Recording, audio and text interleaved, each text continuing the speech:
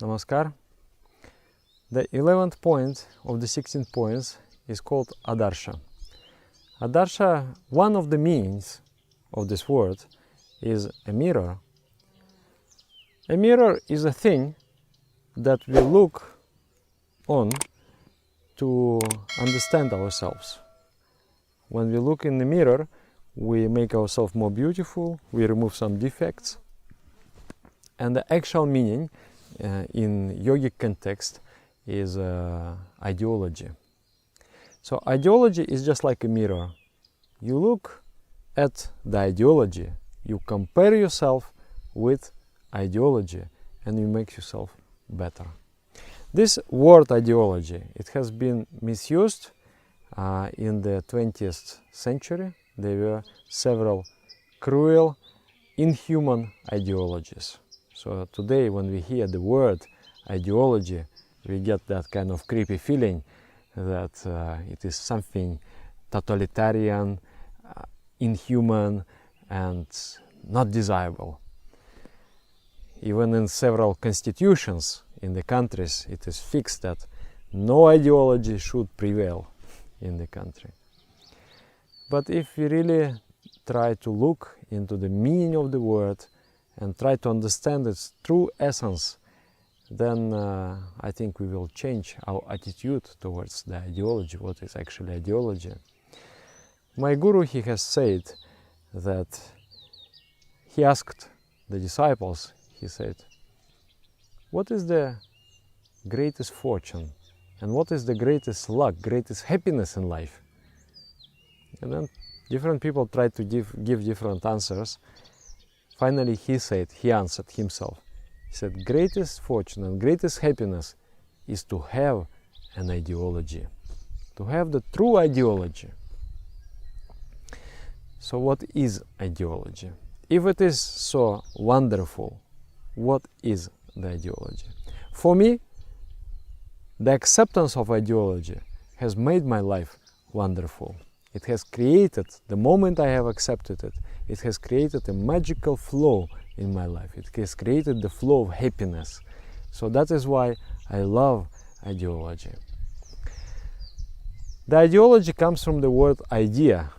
Idea, logy, physiology, psychology, biology.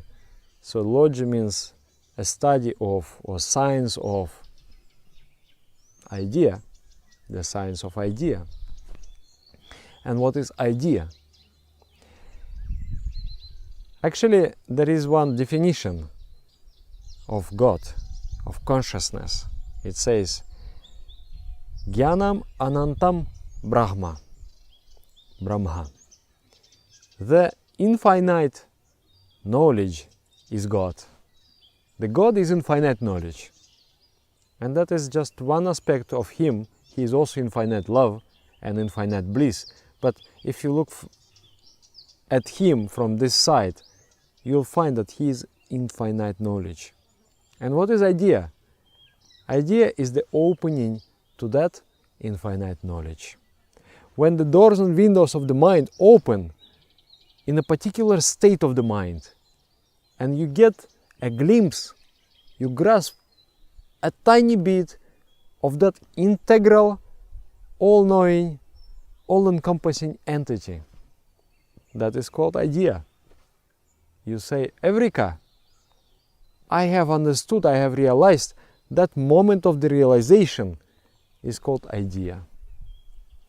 So it is described in the yogic philosophy as the state of the psycho-spiritual parallelism, when the mind flows in harmony with the Supreme Consciousness, when the mind accesses the consciousness and becomes knowing, gets the knowledge at that point, that is called idea. So idea is actually the state of unity with God, the state of ideal harmony with God. And then ideology, what is ideology? And then there is another thing. Another thing is called ideation. Ideation is when you try to know the idea, you try to touch the idea, try to understand the idea, and in that effort your glandular system is involved. When I say Baba Nam Kevalam, infinite consciousness is all there is. And when I do start to feel, when my higher glands secretes their hormones, and I do feel that the energy and inspiration, and I do feel that love and unity, that is ideation. The flow. And then ideology. What is ideology? Ideology is when the idea is translated into psychophysical realm. Idea is the state of the psycho-spiritual parallelism. You are in the spiritual flow with consciousness. And ideology is when that flow is translated into the mundane world, into the psychophysical realm. Let's say, who is in a state of idea? Inspired being. One acquaintance of mine, he is an artist. He creates many things. He paints and he makes sculpture, he makes installations. And then I asked him, why are you doing so much of art? He said that I'm not doing for money. I'm not doing for fame also. Then what for? I'm doing because this is my everything. How? He said, one day, he gave me example. One day I was painting and I found something. I'm onto something, but it is still formless. It is still unexpressed. So I'm searching for it and I'm trying to find it. I'm trying to express it. And he said, I was staying up all night creating and painting, and I was feeling I'm onto something. I'm really, soon I'm going to express something wonderful. And then he said, suddenly I start to perceive that from my painting the golden divine light emanates, radiates. And I was looking at that painting. The light is just beaming from that. And then I looked at my hands and the light was beaming from my hands. I looked around. Everywhere the light was beaming. And then this the scared mind was the frenzied fear. What is going on with me? Am I derailing? Am I going mad? Or maybe I'm going to die. I'm still so young. I still want to live. So when these emotions start to come, the lower emotions, that revelation has stopped. It disappeared. And he said, I'm still wondering what would happen if I would not get scared. So he said, that is my meaning. That is my purpose. I'm doing art to find the truth. What is actually the essence of beauty? What is actually the deeper meaning of art? So he was doing that. So that state, when you realize, when a scientist discovers something, when he realizes something, it is a joy because the windows opens to see the God, who is infinite integral truth. Whatever knowledge we have, it is Him showing Himself in small bits and pieces so that we can understand when we are ready to receive that knowledge, when they are ready to receive those technologies. So the inspired person is the person who is in that state of the idea. He is in a regular opening. His doors and windows are open. So that is the idea. And if we take that person and we make a portrait out of him, okay, he is like this, he is like that. He's behaving in a certain way. These are the principles motivating his life. And if we take that description, that will become ideology. So, in short, to describe the ideology, actually, the inspired person is motivated with only two forces. One force, one motive is to liberate myself. Today I want to be better than yesterday. Today I want to have deeper realization. Today I want to have deeper knowledge, deeper love, and more complete wisdom. That is one motivating force. I want to go in that direction, and I want to expand myself and encompass the truth. The truth is infinite, so I also want to become infinite, to embrace the truth. So that growing is one purpose of life. And another one is compassion. And another purpose of life is to help others to expand and also encompass the truth. Many thousand years ago, already this slogan, this motto, was pronounced by the great yogi, the divine entity. His name was Sadashiva, and he is worshipped as God in Indian tradition. So Shiva, the father of the human civilization, the one who has created so many contributions, the science of music, the science of dance, the yoga, the mantra, the everything, the science of breath.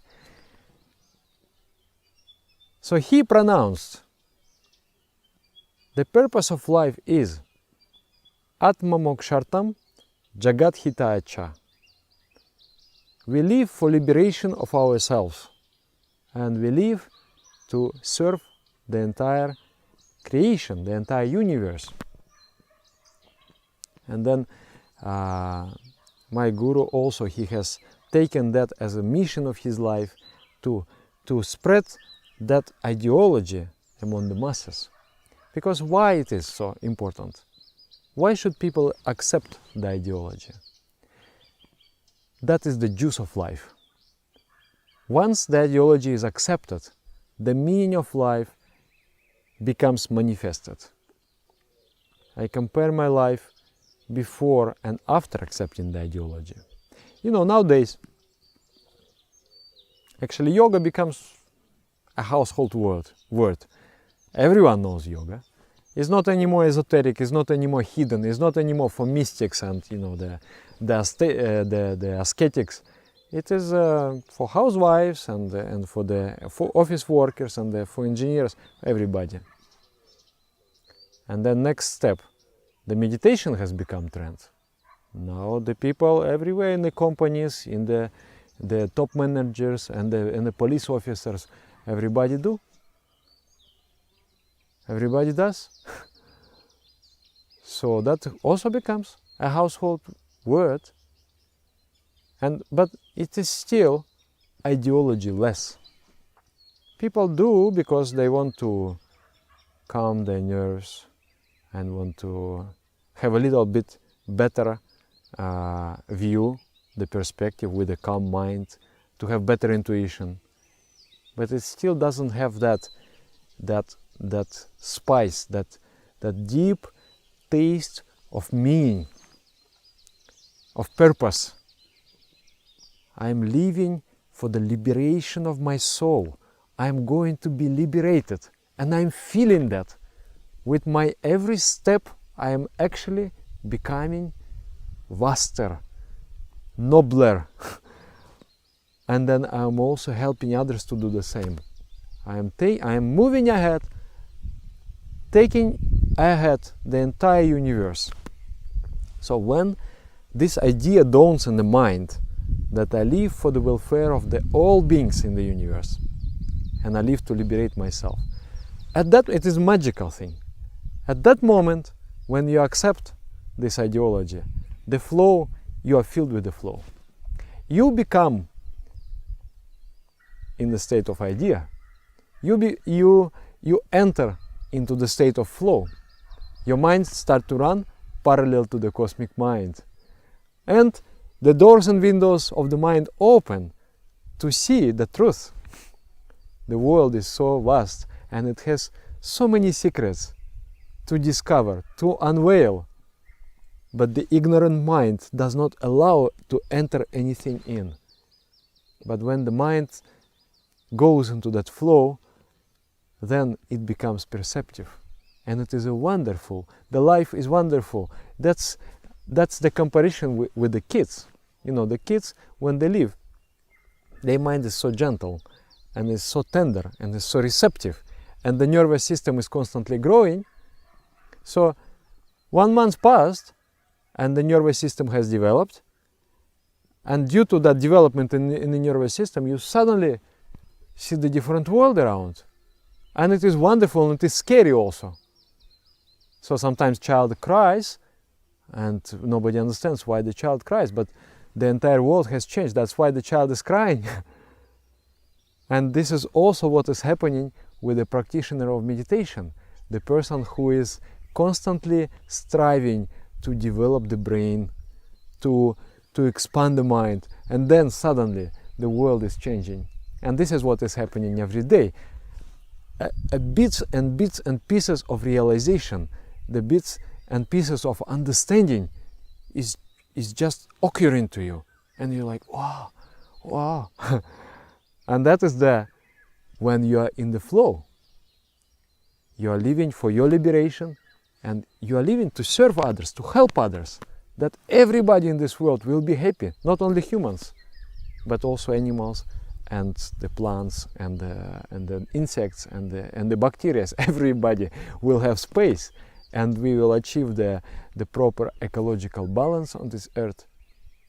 So when you're motivated with that urge, you become inspired person, you become visionary, you become the torch bearer for the humanity, for the human race. And that's our inner desire. That's the higher instincts within us. So ideology is very important.